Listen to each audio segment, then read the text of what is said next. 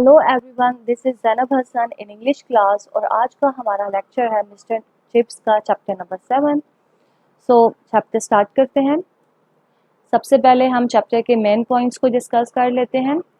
First point है इसका Catherine memories, second point Catherine and students, third point Catherine advices, fourth point Chips other memories और 5 Chips decision to write a book. Okay, chapter की reading start करने से पहले हम chapter number 6 को थोड़ा सा उसका ओवरव्यू ले लेते हैं। चैप्टर नंबर 6 में जैसे कि आपको पता है, चैप्टर नंबर 5 में मिस्टर चिप्स अपनी शादी से पहले के दौर को याद करते हैं, सही। चैप्टर नंबर 6 में मिस्टर चिप्स शादी के बाद के दौर को याद करते हैं कि कैथरीन ने उनकी ज़िंदगी में किस तरीके से कैथरीन उनकी लाइफ में चेंज लेकर आई और before and after marriage mister chips कैसे थे, एज ए टीचर कैसे थे और एज ए पर्सन वो कैसे थे, और कैथरीन ने क्या क्या कंट्रीब्यूशन किया, किस तरह कैथरीन ने ब्रुकफील्ड को कनकर्ड किया, ब्रुकफील्ड के स्टूडेंट्स के साथ कैथरीन का कैसा रिलेशन था, ये हमने चैप्टर नंबर 6 में पढ़ा था। असातिज़ा के साथ कैसा रिलेशन था, और एक फ़ुटबॉल मैच ब्रुकफील्ड में पॉपुलर बॉयज़ के साथ हुआ था, जो ब्रुकफील्ड एक जो मिशनरी स्कूल है उसको फंड करता था, खैराती अदारा है, तो उसकी मदद वगैरह करता था। तो कैथरीन का ये पॉइंट था, कैथरीन की ये एक सजेशन थी कि क्यों ना हम उन लड़कों के साथ एक फ़िज़िकल इंट्रैक्शन करें और उन लड़कों को ब्रुकफील्ड में बुलाएं और उनके साथ एक फुटबॉल सॉकर मैच हो जाए। तो किस तरह वो मैच हुआ, और बहुत अरसे के बाद जो पॉपुलर बॉयज़ में से एक लड़का था जो बाद में सिपाही बना, उसकी मुलाकात मिस्टर चिप्स के साथ हुई। तो उसने मिस्टर चिप्स से पूछा कि कैथरीन कैसी हैं, तो मिस्टर चिप्स उसको ईगरली कहते हैं कि तुम्हें अभी भी कैथरीन की याद है। तो लेकिन उस वक्त कैथरीन की डेथ हो चुकी थी। तो मिस्टर चिप्स बड़े पैनफुल अंदाज में कहते हैं कि अब जो कैथरीन को याद करने वाला ब्रुकफील्ड में कोई भी नहीं है। ये एक मैंने आपको बर्ड्स आई व्यू दिया है चैप्टर नंबर 6 का। अब चैप्टर नंबर 7 में क्या है, चैप्टर नंबर 7 में भी इसी से आगे इवेंट्स कंटिन्यू हो रहे हैं। मिस्टर चिप्स जब इन बातों को याद करते हैं, कैथरीन को याद करते हैं, कैथरीन की मेमोरीज में जाते हैं, तो मिस्टर चिप्स कहते हैं कि ये उनकी ज़िंदगी का एक ऐसा जो है ना, एक ऐसा उनकी जो मेमोरीज हैं उनकी मेमोरीज का ये ऐसा हिस्सा है जो सबसे ज़्यादा रोशन है, जो सबसे ज़्यादा विविड है, जो सबसे ज़्यादा क्लियर है। ओके, चैप्टर नंबर 7 जब स्टार्ट होगा, जो फर्स्ट लाइन है सेंटेंस है, मैं आपको पढ़ के बता देती हूँ। तो वहाँ पर जेम्स हिल्टन ने क्या लिखा हुआ है, इस तरह मिस्टर चिप्स की ज़िंदगी में ये एक ताज़े और बिल्कुल वाज़े टुकड़ा था जो हज़ारों यादों की आबोताब से उसके दिमाग में, उसके माइंड में चमक रहा था। अब वो कौन कौन सी बातें थी, यहाँ से आगे मिस्टर चिप्स कैथरीन के मेमोरीज में जाते हैं। कैथरीन की सबसे पहले मिस्टर चिप्स जो म्यूज़िकल स्किल्स हैं उनके बारे में सोचते हैं। तो यहाँ पर एक क्वेश्चन रेज होता है, what do you know about Catherine's musical skills, कि आप कैथरीन की जो मौसीकी की सलाहियतें हैं उसके बारे में क्या जानते हैं। अब ये मिस्टर चिप्स अपनी यादों में जाते हैं, तो वो कहते हैं कि किस तरह कैथरीन जो है ना, वो चैलो जब स्कूल कंसर्ट्स हुआ करते थे, किस तरह वो चैलो प्ले किया करती थी। चैलो बेसिकली एक म्यूज़िकल इंस्ट्रूमेंट है, वायलिन की तरह होता है लेकिन ये बड़ा होता है, ओके। और किस तरह उसकी आर्म जो है ना, एक्सपर्टली वो जो क्रीमी शाइन है उस इंस्ट्रूमेंट की उस पर मूव किया करती थी। Okay, what do you know about Catherine's musical skills. Catherine was a fine musician, यानी कि वो एक अच्छी मूसीकार थी, उसको जो म्यूज़िकल इंस्ट्रूमेंट्स है वो बहुत अच्छे बजाना आते थे, और ख़ास तौर चैलो वो बहुत अच्छा बजाती थी।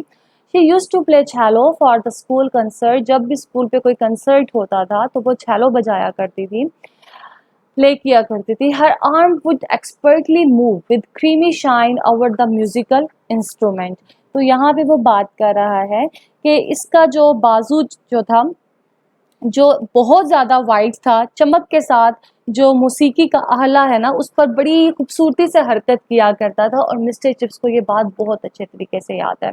ओके, अब इसके अलावा मिस्टर चिप्स कौन कौन सी मेमोरीज को याद करते हैं उसका मैं आपको थोड़ा सा ओवरव्यू दे देती हूँ कि किस तरह जो कैथरीन है वो चला करती थी कॉरिडोर में, किस तरह कैथरीन जो है ना भागा करती थी, ये चीज़ याद आती है मिस्टर चिप्स को। और मिस्टर खूबसूरती के साथ चैलो जो म्यूजिकल इंस्ट्रूमेंट है उस पर मूव किया करता था। तो इसकी ये डिटेल है। ओके, इसके अलावा भी मिस्टर चिप्स बहुत सी याद करते हैं कि कैथरीन जो है किस तरह कॉरिडोर में भागा करती थी, और जब कभी कभार मिस्टर चिप्स जब स्टूडेंट्स के एसेस चेक कर रहे होते थे तो कोई इस तरह गलती आ जाया करती थी ऐसे में, तो जो कैथरीन है वो किस तरह हंसा करती थी, खिलखिला कर हंसा करती थी इस गलती पे। और फिर उसके बाद वो कहता है कि जो कैथरीन है जो पथरीले बरामदे हैं, कॉरिडोर्स हैं, वहाँ पर किससे तेज़ी से चला करती थी। और स्कूल में जब भी कोई इवेंट्स होते थे जैसे कि विंटर गेम्स होगी, गार्डन पार्टीज़ होगी, अब यहाँ पर क्वेश्चन में मेंशन है कोई कंसर्ट हो गया, तो कैथरीन किस तरह अपने आप को ड्रेसअप किया करती थी और किस तरह वहाँ पर पार्टिसिपेट किया करती थी। तो मिस्टर चिप्स को ये सारी यादें कैथरीन से रिलेटेड आती हैं। ओके, अभी हमने जो पॉइंट 1 है उसको डिस्कस किया है, कैथरीन मेमोरीज। अब यहाँ पर है कैथरीन एंड स्टूडेंट्स, और थर्ड पॉइंट है कैथरीन एडवाइजेस। अब इनसे रिलेटेड क्या डिस्क्रिप्शंस मौजूद हैं आपके चैप्टर में, इसको पढ़ते हैं।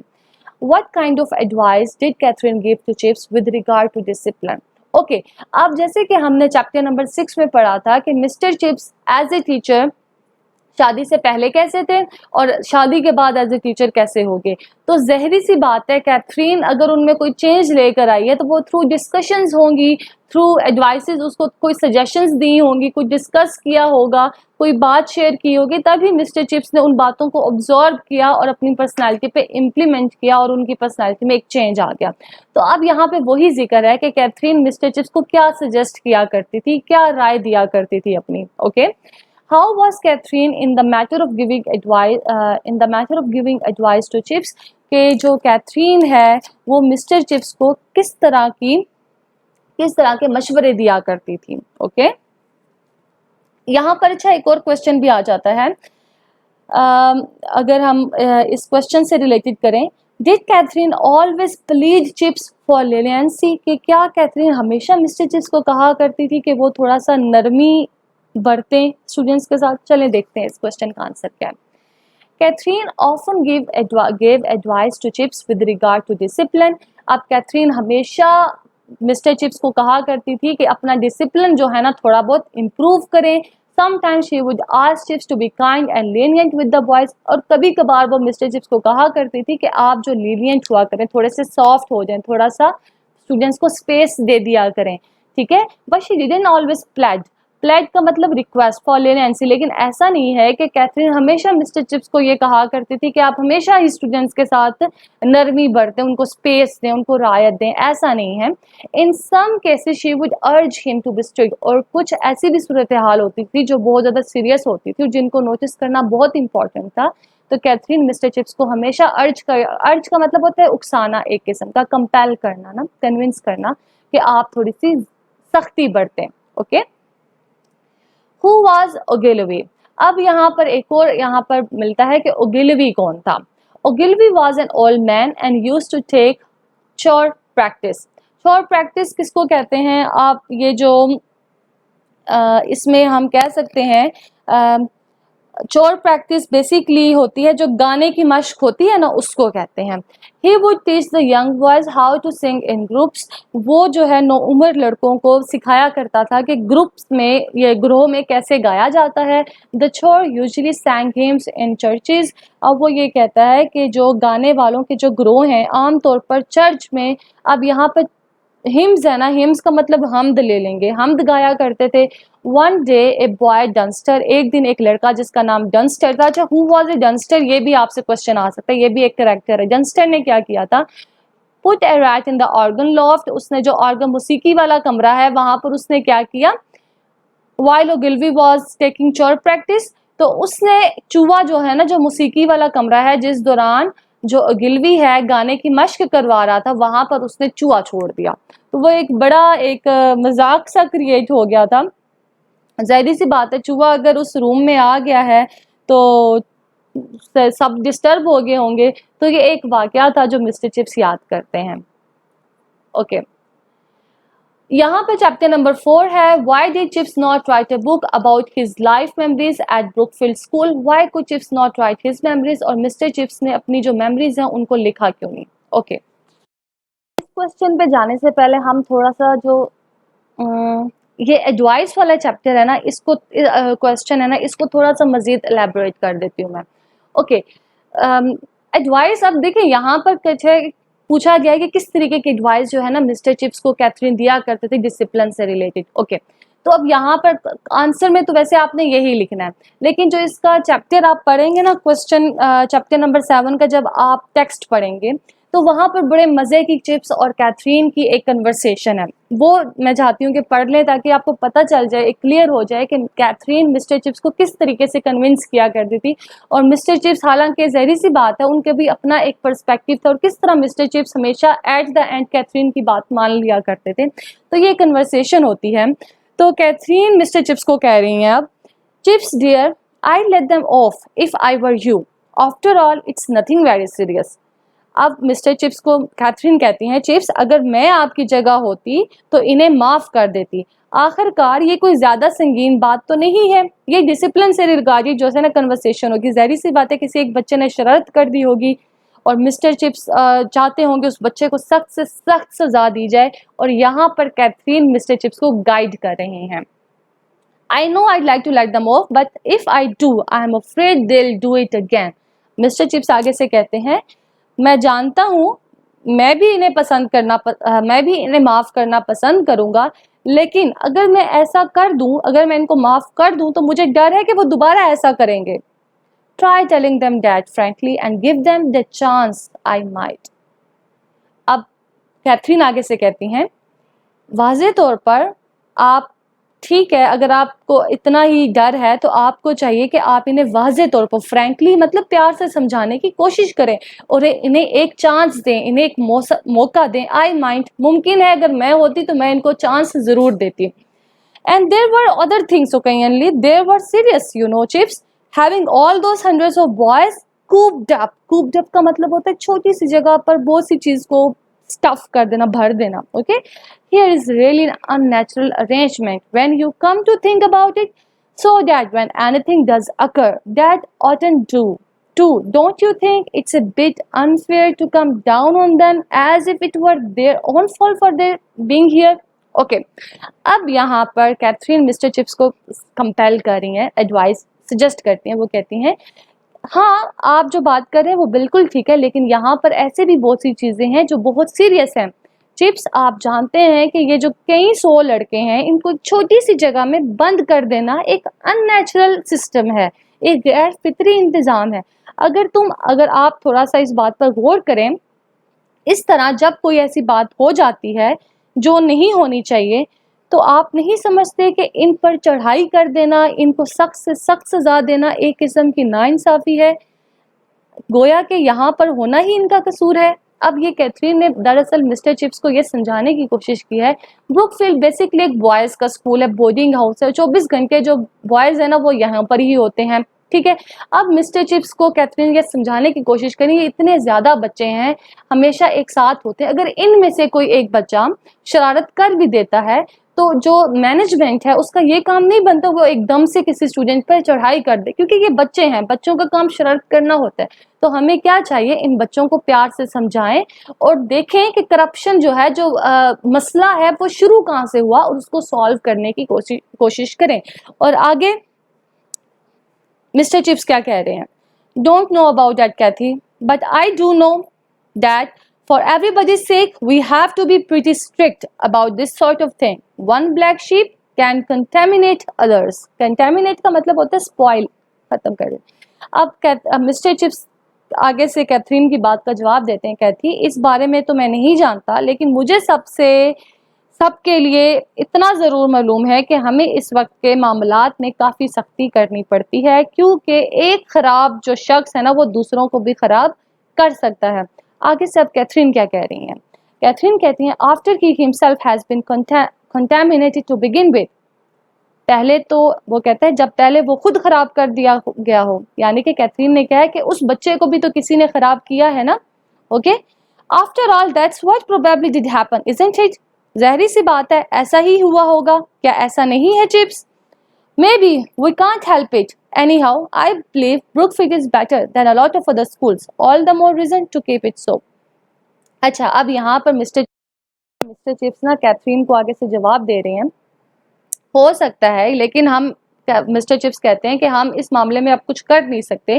फिर भी मैं समझता हूँ ब्रुकफील्ड जो है ना दूसरे स्कूलों से बेहतर है, और इसको इस मकाम पर बरकरार रखने के लिए ज़रूरी है कि बच्चों को, अगर कोई बच्चा डिस्टर्बेंस क्रिएट करते हैं तो उनको सख्त से सख्त सजा दी जाए। अब कैथरीन आगे से कहती हैं, but this boy Chips you are going to sack him. Sack का मतलब होता है निकाल देना। क्या अब आप इस बच्चे को निकाल देंगे? The head probably will when I tell him. अब मिस्टर चिप्स आगे से कहते हैं, हाँ, जो हेड मास्टर को अगर मैं बताऊंगा उस बच्चे की ये हरकत, तो वो यकीनन इस बच्चे को निकाल देंगे।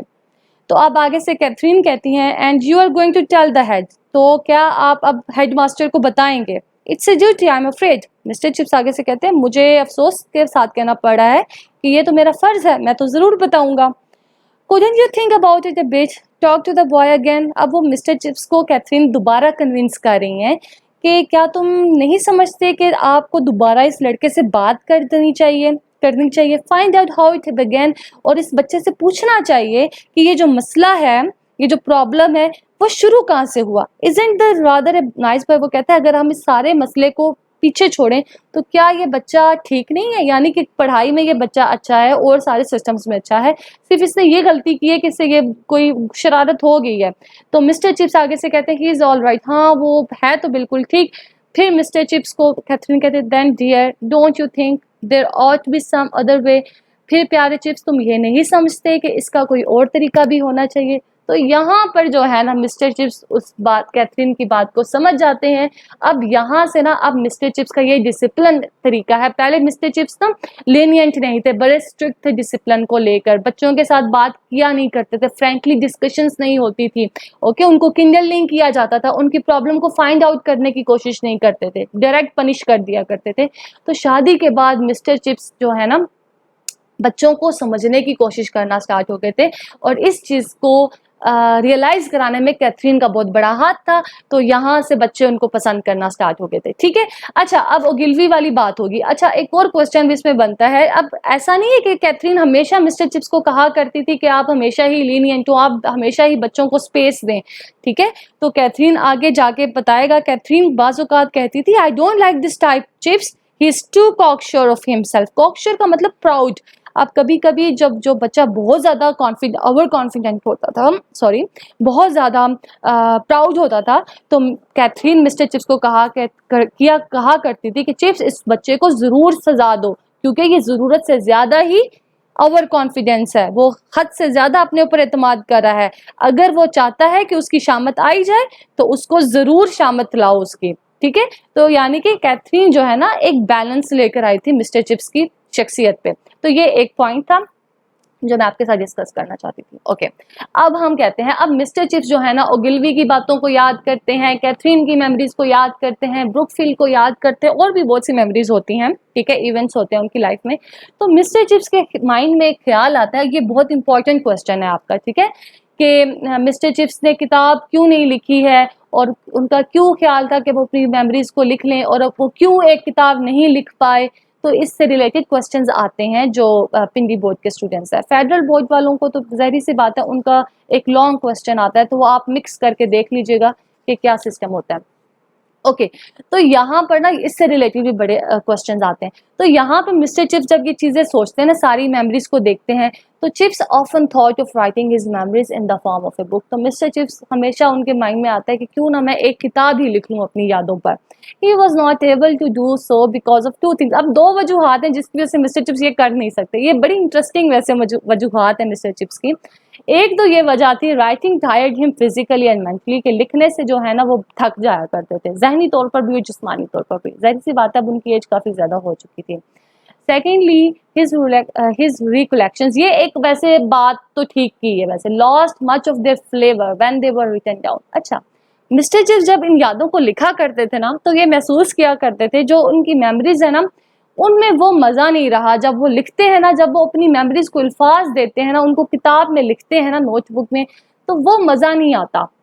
तो ये वजह भी थी जिसकी वजह से मिस्टर चिप्स लिखना छोड़ दिया करते थे, और मिस्टर चिप्स कभी भी एक किताब नहीं लिख सके। ठीक है, sometimes he took some casual notes यानी कि रैंडम नोट्स, ठीक है, जो अरेंज नहीं हुए होते, rough, but couldn't complete them. कभी कभार मिस्टर चिप्स ने मिस्टर चिप्स ने कुछ कैजुअल नोट्स भी लिखे अपनी यादों पर, लेकिन कभी भी मिस्टर चिप्स उनको कंप्लीट नहीं कर सके। क्यों कंप्लीट नहीं कर सके? एक तो ये था, वो लिखते हुए थक जाया करते थे, उनको इतनी ज़्यादा लिखने की आदत नहीं थी, ठीक है?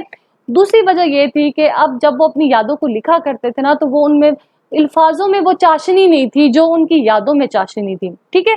तो मिस्टर चिप्स को मज़ा नहीं आया करता था, वो समझते थे कि इनका फ्लेवर जो है ना उनकी कलेक्शंस का, उनकी यादों का, वो ये अल्फाज ख़त्म कर देते हैं, तो वो फिर नहीं लिखा करते थे, ठीक है? अच्छा जी, अब वहीं से जो क्वेश्चन नंबर 5 भी जो हमने पहले डिस्कशंस की है ना, उसी से रिलेटेड है, इसको जस्ट मैं रीड अप करूंगी। व्हाट मेमोरीज ऑफ कैथी या कैथरीन हॉन्टेड, हॉन्टेड का मतलब होता है पीछा करना, ठीक है? Chips, how did Catherine participate in school of functions, ये चीज़ आपको पता है कि दिसंबर मैचेस जो विंटर मैचेस है वहाँ पर कैथरीन पार्टिसिपेट किया करती थी। स्कूल के जो कंसर्ट्स हैं, मौसीकी की जो महफिलें हुआ करती थी, वहाँ पर कैथरीन जो है ना पार्टिसिपेट किया करती थी। गार्डन पार्टीज में कैथरीन जो है ना पार्टिसिपेट किया करती थी। ये सब चीज़ें हैं, ठीक है?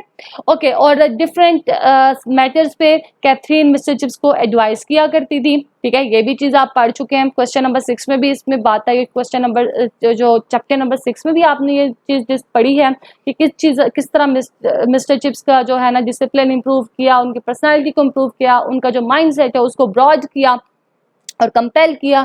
वो जो ब्रुकफील्ड के टावर्स हैं ना, टर्रेट्स हैं, उनसे बाहर निकल कर भी दुनिया को देखें। तो अब यहाँ पर एक और यादें भी थी जो बिल्कुल फर्स्ट में आएंगी कि किस तरह जो कैथरीन है ना कॉरिडोर्स में चला करती थी, किस तरह मिस्टर चिप्स जब कभी कभी ऐसे चेक किया करते थे, वहाँ पे कोई ब्लंडर लिखा होता था, स्टूडेंट ने कोई गलती की होती थी, तो किस तरह कैथरीन हंसा करती थी। और ये सब चीज़ें मिस्टर चिप्स जो है ना याद करते हैं कैथरीन से रिलेटेड। ओके, इसका आंसर ये है।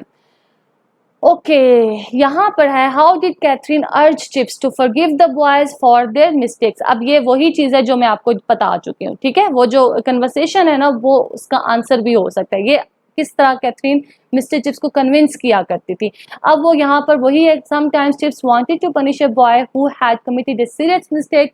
Eight that time Catherine would urge Chips to be patient. यहाँ पर कहती थी थोड़ा सा सब्र से काम ले, थोड़ी सी नरम मिजाजी से काम ले, क्योंकि ब्रुकफील्ड जो है seem to be unnaturally stuffed यानी कि यहाँ पे जो ब्रुकफील्ड में ना बहुत ज़्यादा बच्चे भरे हुए हैं, काफ़ी ज़्यादा स्टूडेंट्स हैं, ठीक है? तो वो मिस्टर चिप्स को अर्ज किया करती थी, कंपेल किया करती थी कि वो बच्चों के साथ बात करें और फाइंड आउट करें कि ये जो मसला है, ये जो करप्शन है, ये जो बद इंतज़ामी है, ये स्टार्ट कैसे हुई, ठीक है?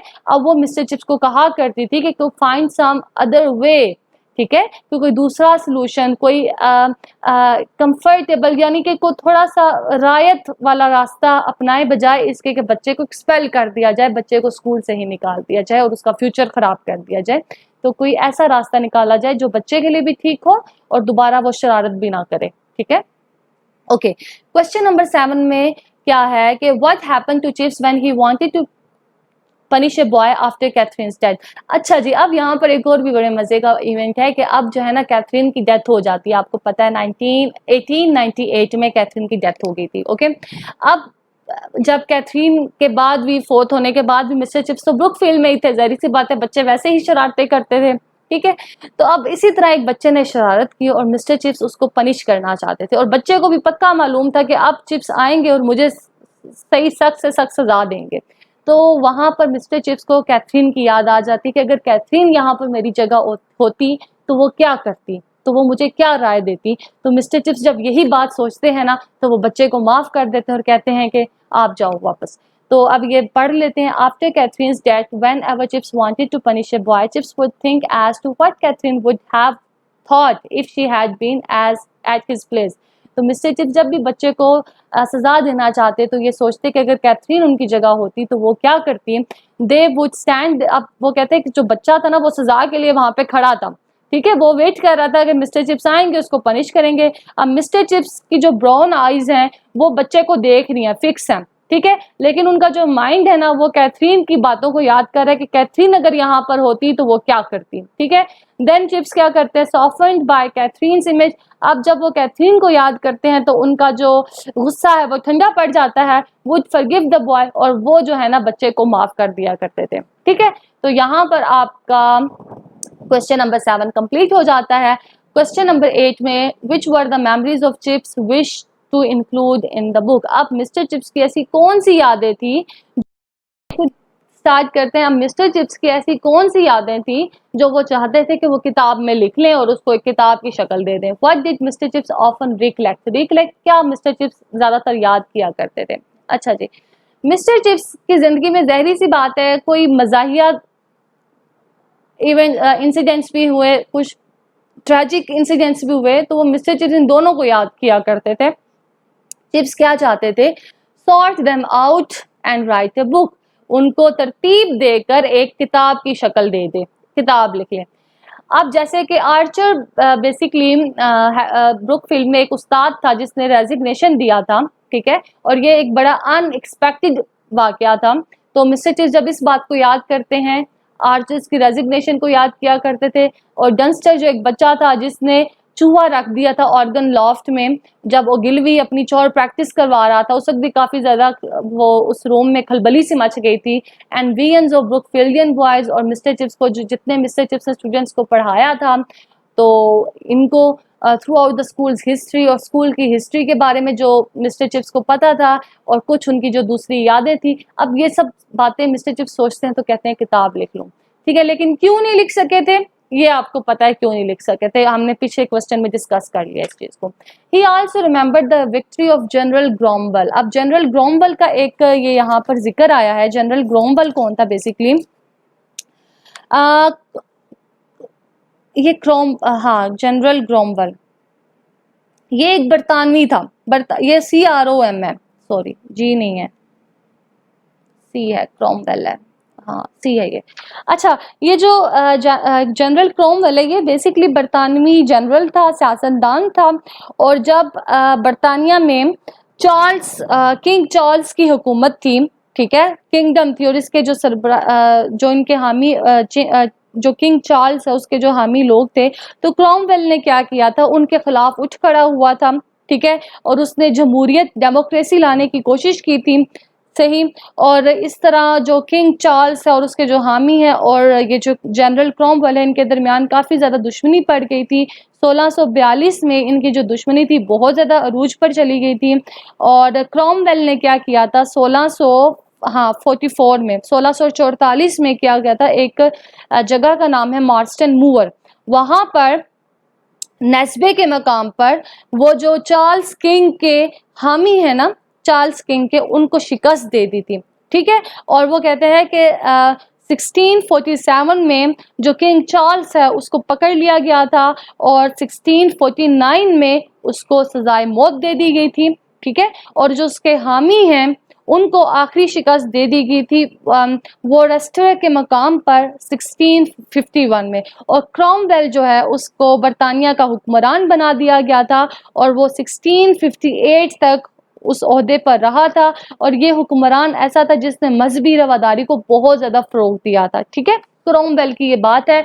और ये मिस्टर चिप्स जब याद करते हैं इस ज़माने को तो कहते हैं ये भी लिख लूँ, द डिफीट ऑफ नेपोलियन, जब नेपोलियन को शिकस्त हुई थी। नेपोलियन के बारे में भी ये है कि ये फ्रांस का जनरल था, ठीक है, और इसका ये ख्याल था, इसका ये कंसेप्ट है कि जो फ्रांस है ना उसकी कब्जा पूरे यूरोप पर होना चाहिए, ठीक है। अब इसके जो दूसरे यूरोपियन ममालिक हैं जिनमें रशिया है, जर्मनी है, इंग्लैंड है, और ऑस्ट्रिया है, और भी 2-3 ममालिक थे जो इसके खिलाफ उठ खड़े हुए थे, और नेपोलियन ने इनको पहले तो बड़ी शिकस्त दी थी, ठीक है, लेकिन आखिरकार नेपोलियन को इसके अलायंस ने, जो इसके वो जो हैं जो एलीज हैं, जो सॉरी एलीज हैं, उन्होंने इसको शिकस्त दी थी नेपोलियन को।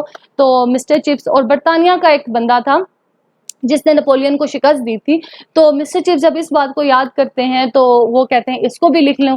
फिर उसका जो अपना इंटरव्यू था वेदरबे के साथ, वो कैसा रहा ये भी हमने प्रीवियस चैप्टर्स में पढ़ा है, तो उसको भी मिस्टर चिप्स कहते हैं कि लिख लूँ। And the story of Roston, Roston की जो स्टोरी थी वो भी मिस्टर चिप्स कहते हैं मैं लिख लूँ। And the sack of potatoes, ये भी इसका जिक्र आपको मिल जाएगा। ये मिस्टर चिप्स कहते हैं कि सारी चीज़ें लिख लूँ, लेकिन जब लिखते हैं ना तो कहते हैं कि अब रस्टन के बारे में कोई नहीं जानता। सैक ऑफ पोटैटोज का जो पोटैटोज की जो बोरी थी, आलूओं की बोरी का जो वाक़या है, वो अब मिस्टर चिप्स के अलावा और किसी को भी याद नहीं है। तो रस्टन एक बड़ा मज़ाहिया ब्रुकफील्ड में एक बंदा था, ठीक है, तो उसके जो मज़ाहिया अंदाज़ अब उसको किसी और ने देखा ही नहीं है। तो वो कहते हैं कि रस्टन की जो बातें हैं ना, वो उसको देखा जिसने हो ना वही ऑब्ज्यूम कर सकता है कि वो कितना मज़ा तो वो कहते हैं कि ये जो ऐसी बातें हैं कि अब इनके बारे में कोई नहीं जानता, और जब इन बातों को, उसकी यादों को अल्फाज दिए जाते हैं तो उनमें वो टेस्ट नहीं रहता, वो मज़ा नहीं रहता। तो इस वजह से मिस्टर चिप्स किताब कभी भी नहीं लिख सके, लेकिन उनकी ख्वाहिश ज़रूर थी कि वो एक किताब लिखें। ओके, यहाँ पर हमारी जो चैप्टर नंबर 7 है वो कंप्लीट हो जाता है। होप सो आपको ये अच्छे तरीके से समझ आ गया होगा। इसके अलावा भी कोई कन्फ्यूजन है, कोई एम्बिग्विटी है, क्वेश्चन आंसर्स तो बहुत अच्छे इसमें मैं डिस्कस कर रही हूँ। होप सो आपको समझ आते हैं। अगर नहीं आते तो कमेंट्स में आप पूछ सकते हैं। टिल देन, अल्लाह हाफिज़, बाय बाय।